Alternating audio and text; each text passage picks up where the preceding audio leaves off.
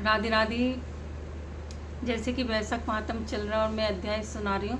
पहले कुछ दिन बीच में नहीं पढ़ पाई थी तो आज जल्दी जल्दी सारे सुना रही हूँ। अभी हम 26वें अध्याय पे आ गए आज, क्योंकि कल से फिर जेठ का महीना शुरू हो जाएगा। तो मैंने कहा चलो आज मैं पढ़ लेती हूँ सारे।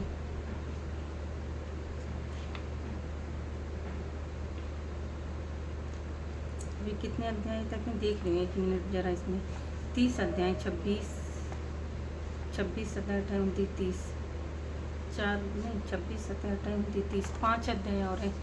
राधे राधे। श्री शिवाय नमस्तुभ्यम। 26वां अध्याय। श्रुतदेव कहने लगे, शंख ऋषि और व्याध उसको इस प्रकार देखकर बड़े विस्मय से पूछने लगे कि तुम कौन हो और किस पाप से तुम इस योनि को प्राप्त हुए और अब किस शुभ कर्म से तुम्हारी बुद्धि शुद्ध हुई है और अकस्मात तेरी मुक्ति हो गई। शंख के इस प्रकार पूछने पर वह पृथ्वी पर दंडवत गिरकर सिर झुका और हाथ जोड़कर कहने लगा कि मैं कुसित मुनि का पुत्र रोचन नाम वाला प्रयागराज का ब्राह्मण था। आसन, शयन, निद्रा, लोकचर्या, ब्याज लेना ही मेरा काम था। मेरी किसी की प्रति श्रद्धा नहीं थी। इसी तरह मेरा बहुत सा समय व्यतीत हो गया। एक समय भगवान के प्रिय वैशाख मास में जयंत नाम का एक ब्राह्मण वहाँ आया और उस क्षेत्र के रहने वाले बहुत से हजारों स्त्री पुरुष उससे वैशाख मास की कथा सुनने लगे। सब लोग प्रातः समय स्नान का मन लगाकर उसकी कथा सुनते थे। मैं उसके कौतुक देखने के लिए उस सभा में जाया करता था। मैं सिर पर पगड़ी बांध पान चबाकर बड़े दम्भ से वहां जाकर लोगों से इधर उधर की बातें करता और उनका मन कथा से हटाता था। उसी दोष के कारण मेरी बुद्धि नष्ट हो गई, अस्थमा अवस्था क्षीण हो गई और सन्निपात से मेरे प्राण निकल गए। यमदूत मुझको पकड़कर बड़े भयंकर नरक में ले गए और वहाँ 14 मनवंतर तक अनेकों दुखों को भोगता रहा। उसके पश्चात 84 लाख योनि भोगकर इस रूप में वृक्ष के कोटर में बैठा हूँ। देवयुग से आपके मुख से निकली हुई कथा को सुनकर मेरे सब पाप नष्ट हो गए और सर्प की योनि छोड़ तथा दिव्य देह धारण कर आपकी शरण में आया हूँ। मैं नहीं जानता कि आप मेरे कौन से जन्म के बंधु हैं। मैंने तो कभी किसी का कोई उपकार नहीं किया, फिर सज्जनों का संग कैसे हुआ? आप मुझ पर कृपा करिए। शंख मुनि ने बड़े प्रेम से उसको उठाया और उनके स्पर्श मात्र से उसके पाप नष्ट हो गए। फिर उस दिव्य रूपधारी ब्राह्मण पर कृपा करके सब वृतांत कहने लगे कि हे ब्राह्मण, वैशाख मास और भगवान विष्णु का महात्म सुनने मात्र से तेरे सब पाप नष्ट हो गए। तू क्रम से अतिवाहक लोगों को जाकर फिर दर्पण देश के ब्राह्मण के घर जन्म लेगा और वेद शर्मा नाम से प्रसिद्ध होकर सब विद्याओं में निपुण होगा। प्रत्येक जन्म में तुझे जाति स्मृति रहेगी और तुम संपूर्ण इच्छाओं को त्याग कर वैशाक्त विष्णु के प्रिय धर्म को करोगे। निष्प्रह गुरु भक्त और जितेंद्रिय होकर उस वक्त उस जन्म से सदैव भगवान की कथा सुनने में तत्पर रहोगे और इस प्रकार तुम सिद्धि को प्राप्त हो जाओगे और सब बंधनों से मुक्त होकर योगियों को भी दुर्लभ मोक्ष प्रद को प्राप्त करोगे। डरो मत, मेरी कृपा से तुम्हारा कल्याण होगा। और किसी प्रकार श्रद्धाहीन होकर भी भगवान के नाम का स्मरण करता है वह भी निर्मल होकर मुक्त हो जाता है। तो जो श्रद्धा पूर्वक जितेंद्रिय होकर सुनते हैं, फिर उनका कहना ही क्या है। जो कोई भक्ति से अथवा द्वेष से भी कथा आदि करते हैं सुनते हैं अथवा भगवान की उपासना करते हैं, वे सभी मुक्त हो जाते हैं। भगवान के भिन्न यश से अंकित जो अनेक नाम है उन्हें साधु महात्मा सुनते, गान करते, मनन करते हैं। ऐसी भगवान की सेवा में न कष्ट उठाना पड़ता है, न धन खर्च होता है।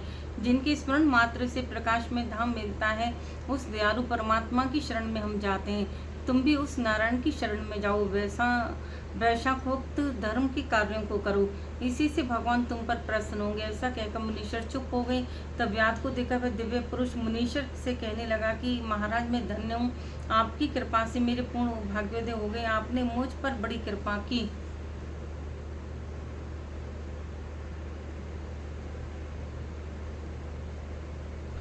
आपने मुझ पे बड़ी कृपा की, जिससे मेरी यह दुष्ट योनि चली गई। ऐसा कहकर वह परिक्रमा कर आज्ञा ले स्वर्ग लोक को चला गया। जब संध्या हो गई तो शंख मुनि भगवान के अनेक अवतारों और इतिहास की कथा सुनाते रहे।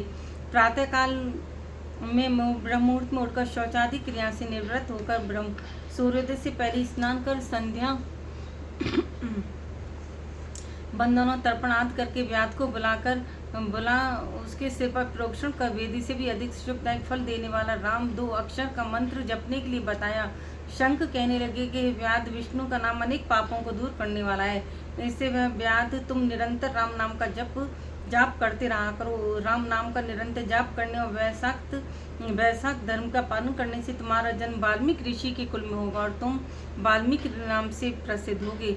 इस प्रकार ये सब बातें व्याध को बताकर शंख मुनि दक्षिण दिशा को चले गए और व्याध कुछ दूर उनके पीछे जाकर हाय हाय करके वियोग में रोने लगा। जब तक नेत्रों से ओझल न हुए उन्हीं की तरफ देखता रहा। फिर उठकर वन को सच कर उस मार्ग को प्याऊ लगाकर वैशाख धर्म का पालन करने लगा। वन के केत, पनस, जामुन आदि फलों को इकट्ठा करके श्रम के थके पथकों को भोजन कराता, जूते, चंदन, छतरी, पंखा आदि से पथकों की सेवा करता, उनको बालू का बिछौना बिछाता तथा रात दिन राम नाम का जाप करने लगा। इस प्रकार जन्म बिताकर वाल्मीकि ऋषि के घर जन्म लिया। उसी सरोवर के किनारे किरणु नाम के ऋषि दुस्तर तप करते थे।